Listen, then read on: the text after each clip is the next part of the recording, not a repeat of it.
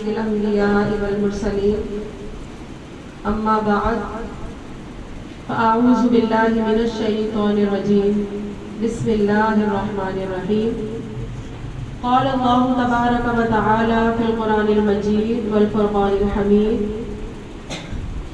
لقد جاءكم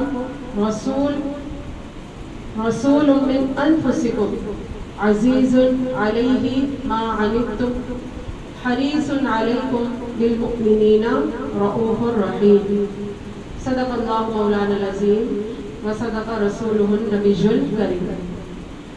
میں نے آپ کے سامنے سورۃ توبہ کی آیت نمبر 128 تلاوت کرنے کا شرف حاصل کیا ہے۔ اس کا ترجمہ سماعت کیجیے کہ اللہ تبارک و تعالیٰ نے ارشاد فرمایا لقد جاءکم، تحقیق آئے تمہارے پاس، رسول، ایک رسول، من انفسکم، جو تم ہی میں سے ہے، جو تم ہی میں سے ہے، اور ان کی صفات کیا ہے؟ عزیز علیہ ما عنتم، تمہارا مشقت میں پڑنا ان پر گرا گزرتا ہے، حریص علیکم، اور وہ تم پر حریص ہیں، کس چیز پر؟ مؤمنین، تمہاری فلاح پر بہت حریص ہے، رؤوف الرحیم، اور وہ رؤوف الرحیم ہے۔ اس آیت مقدسہ میں اللہ تبارک و تعالیٰ نے حضور نبی رحمت صلی اللہ علیہ وآلہ وسلم کی 5 صفات کا ذکر کیا۔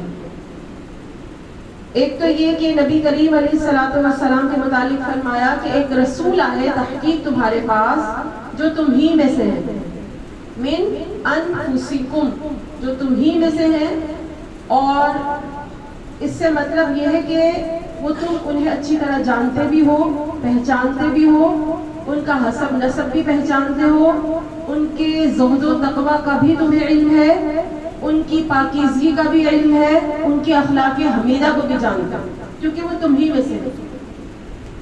اور دوسری صفت فرمائی عزیز علیہ ما عنتم، کہ تمہارا مشقت میں پڑنا ان پر گرا گزرتا ہے۔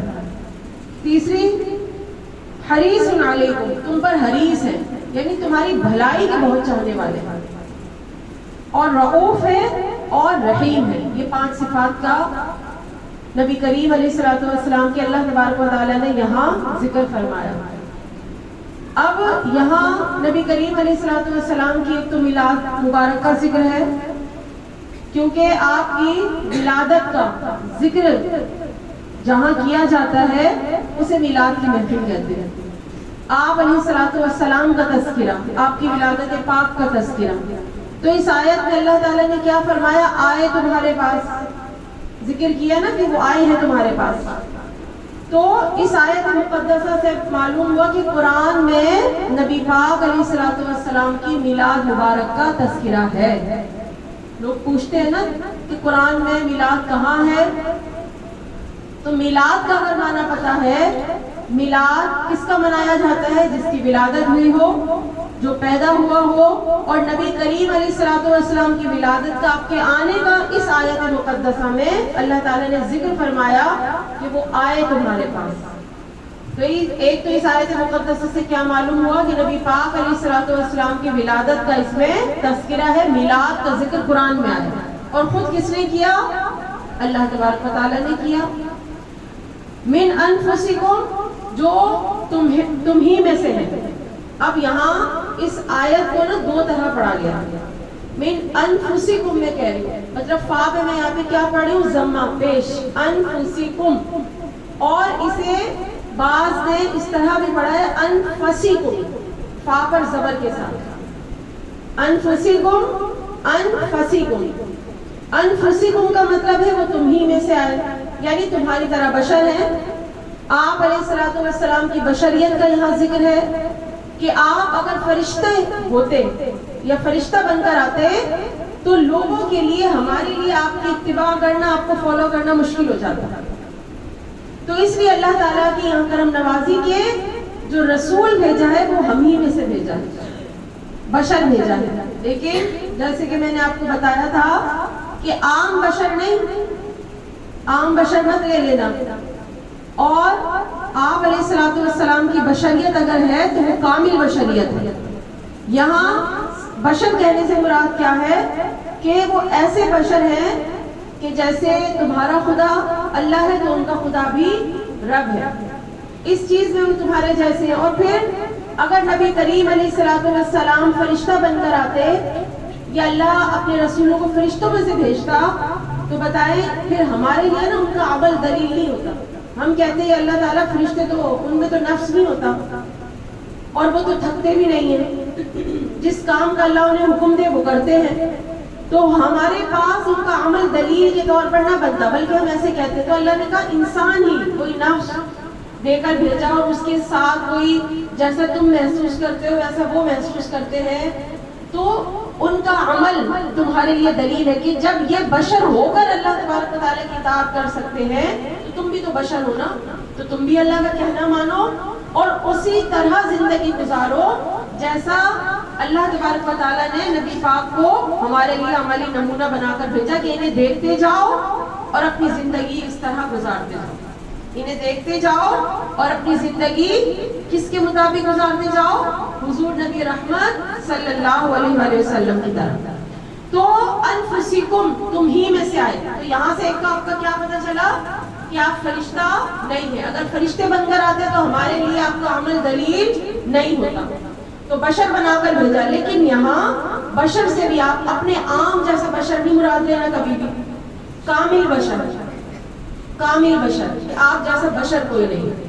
اچھا پھر ذکر کیا کہ وہ نفیس ہے. اگر فا کے زبر کے ساتھ پڑھیں تو اس کا مطلب یہ ہوگا کہ تم میں سب سے زیادہ نفیس ہے, سب سے زیادہ عمدہ ہے, سب سے زیادہ مہذب ہے. یہ دونوں قرأتیں ہیں, انفسکم بھی انفسکم بھی. اور احادیث بھی بہت ساری اس بات پر دلالت کرتی ہے کہ دیکھیں نبی کریم علیہ الصلوۃ والسلام جب ہمارے پاس تشریف لائے تو ایک تو اس طرح کہ آپ کا حسب نسب سب جانتے تھے, آپ کس قبیلے سے ہیں, کس خاندان سے آئے ہیں, کس گروہ سے آئے ہیں, آپ کے آباء و اجداد کون تھے, سب جان پہچان سب معروف تھا. اور آپ علیہ الصلوۃ والسلام ان میں سب سے زیادہ نفیس, کیونکہ آقا نے خود فرمایا کہ اللہ تبارک و تعالیٰ نے تمام انسانوں میں نفیس ترین افضل اور اشرف جسے بنایا وہ نبی کریم علیہ الصلوۃ والسلام نے. کہ ابو ہریرہ رضی اللہ عنہ سے روایت ہے آقا نے فرمایا ہر قرن میں بنو آدم کے بہترین لوگوں میں سے مبعوث کیا گیا ہوں حتیٰ کہ جس قرن میں ہوں. اسی طرح ایک اور حدیث مبارکہ میں آقا نے فرمایا کہ اللہ تعالیٰ نے ابراہیم کی اولاد میں سے اسماعیل کو فضیلت دی, اسماعیل میں سے بنو کنانہ کو فضیلت دی, بنو کنانہ میں سے قریش کو فضیلت دی, اور قریش میں سے بنو ہاشم کو فضیلت دی, اور بنو ہاشم میں سے مجھے فضیلت دی. تو آپ علیہ الصلوۃ والسلام کا جو گھرانہ ہے وہ سب سے افضل ہے. اور آپ علیہ الصلوۃ والسلام نے اس کا مختلف احادیث میں تذکرہ بھی کیا. ایک اور حضرت عباس بن عبد المطلب کی روایت ہے کہ آقا نے فرمایا جب اللہ نے مخلوق کو پیدا کیا, ساری مخلوق کو پیدا کیا نا, تو مجھے سب سے بہتر مخلوق میں پیدا کیا. پھر جب ان کو گروپس میں تقسیم کیا تو مجھے سب سے بہتر گروپ میں رکھا, سب سے بہتر گروہ میں رکھا. اور جب قبائل بنائے, قبیلے بنائے, تو میرا قبیلہ سب سے بہتر بنایا. پھر جب جانیں پیدا کی تو مجھے سب سے بہتر جان میں رکھا. اور آقا نے فرمایا پھر جب گھر پیدا کیے تو مجھے سب سے بہتر گھر میں رکھا, اور میری جان بھی سب سے بہتر ہے. تو اس سے معلوم ہوتا ہے کہ نبی کریم علیہ الصلوۃ والسلام کے نا والدین کریمین پہ بعض لوگ اعتراض کرتے ہیں. تو معلوم ہو آقا علیہ الصلوۃ والسلام کو تو اللہ تعالیٰ نے سب سے نفیس, سب سے بہتر, سب سے عمدہ گھرانے میں, قبیلے میں, گھر میں, خاندان میں پیدا کیا. اور جن جانوں میں پیدا کیا ان میں سب سے بہترین جان میں پیدا کیا. آقا نے خود فرمایا.